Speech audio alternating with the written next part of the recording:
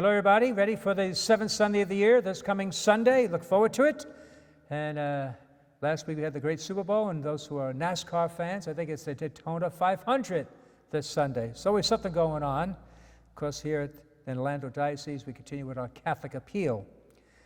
But we're going to read from the Gospel of Luke, as we are this year. And last week we started with the Sermon on the Plain and with the Beatitudes and Woes.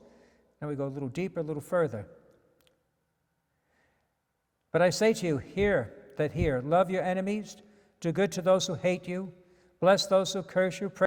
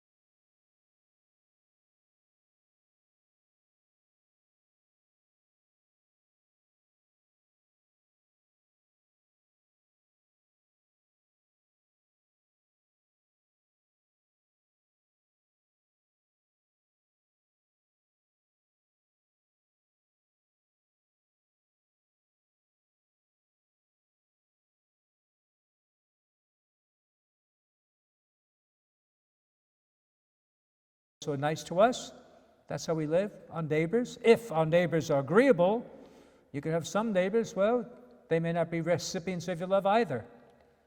And this is the challenge, to love your enemies, do good to those who hate you. Who does that? We still live by the law of the world, I guess. Jesus' ways is, in the world sense, doesn't make sense. To him who strikes you on the cheek, offer the other also. Who takes away your cloak, do not withhold your coat as well. Give to everyone who begs from you. You have nothing left. Am I good? Am I right? And him who takes away your goods, do not ask them again. Wow.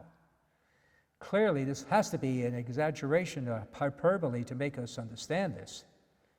Because there's no way that we could,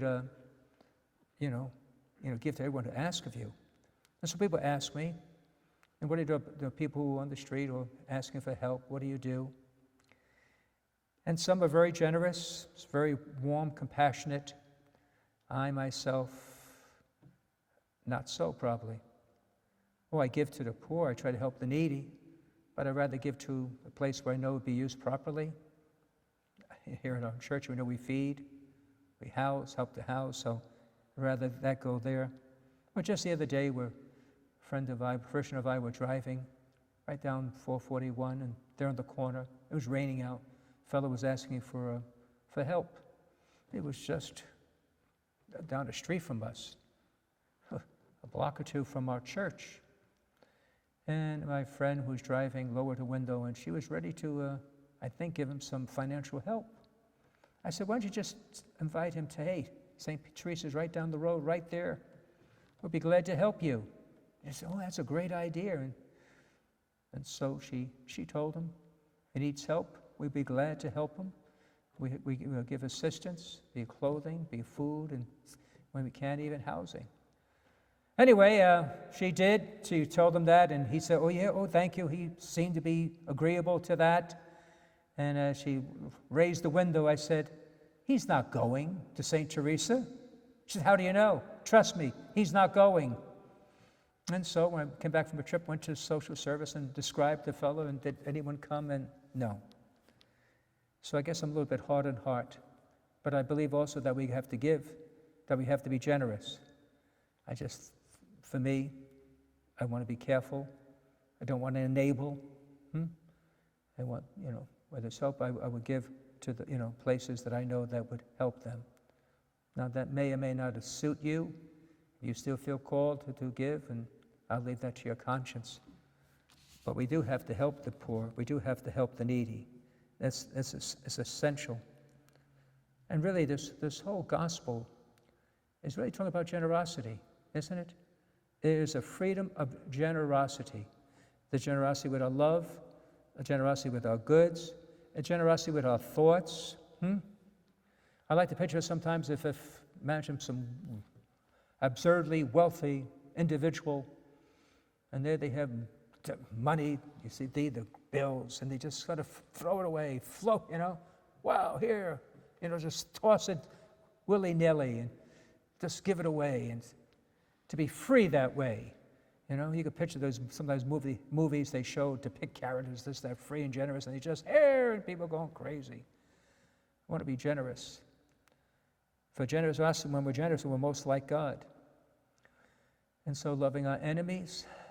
Again, I said we fall into the trap that we follow the world. You hurt me, then if I don't hurt, I may not hurt you, but at least you're cut off. And so we have to help them in our thoughts, in our language, and we pray for those who we may not like, who may have hurt us. We pray for them. We ask God to bless them, that God be good to them. So you really want to measure your faith, how close you are to God. Just see how you treat those who don't like you, how you treat your enemies. There's your answer. How close where am I in my spiritual life? Not the number of books I've read, not how many rosaries I've said a day, not how many times I've read the whole Bible across. It's how do I treat people who hate me, who do not like me, who mistreated me. There's the test. That's the test. And so, unfortunately, when we think of the word, we love our enemies. Love, we always give a sort of romantic notion to that word definition. And it really deals with our feelings, right? So I feel warm, I feel closeness, I feel elated, there's something special. I love it, just feel this connection. And so we say, well, love my enemies. We expect, therefore, I must have these same feelings as I do to someone who, kind or gracious, who I may be in a relationship with. And that's a mistake. Love is not feelings, love is in the will, a choice, a decision. And that goes to all parties, whether your enemy or your friend or whoever it may be. Love is always a choice, it's always in the will. Those feelings don't last, they're not always going to be there anyway.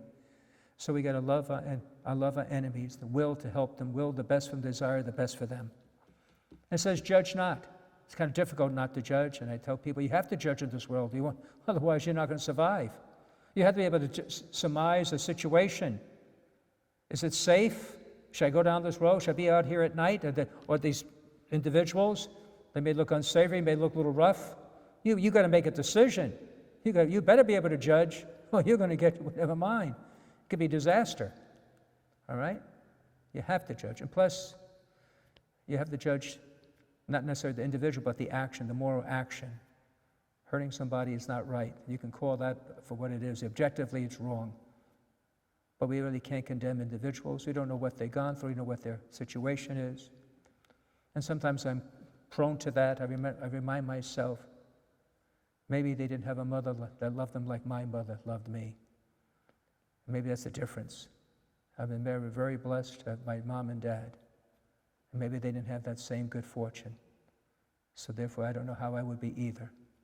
So that's what I mean by do not condemn, because we don't know. Anything that Jesus tells us, forgive and you will be forgiven. I deal with some people, even just lately, worried about what happens after this life. They're getting old and have some health issues, and they're afraid. Well, you want God to forgive you? Forgive others. As you treat others, so shall it be be towards you. So forgive. Give freely. Forgive generously. For the only person you're hurting when we don't offer forgiveness is ourselves anyway. Most often the person doesn't even know that we're, this grudge. Or they may know it, but they're not thinking about it. They're going on with their life. And we're harboring it. We're repeating it. Let go. Forgive. Be generous in your forgiveness, as difficult as may be. And if you struggle with it, ask the Lord for the grace of forgiveness. Or at least ask the Lord for desire to want to forgive. Be free. Be generous. Let go. This powerful gospel. It is truly, truly powerful.